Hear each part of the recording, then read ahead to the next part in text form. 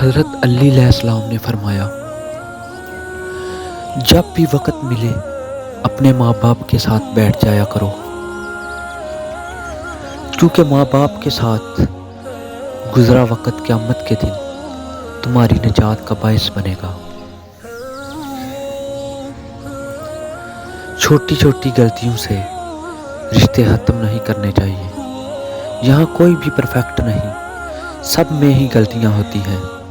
رشتے تو نبھائے جاتے ہیں بہت کچھ برداشت کر کے اور بہت کچھ درگزر کر کے۔ کبھی کبھی نہ ہم محبت کرنا چاہتے ہیں، نہ اس شخص سے دور ہونا چاہتے ہیں، بلکہ ہم اس لیے رابطے ختم کر دیتے ہیں کیونکہ ہم اس سے توجہ کی بھیک مانگ مانگ کر تھک جاتے ہیں۔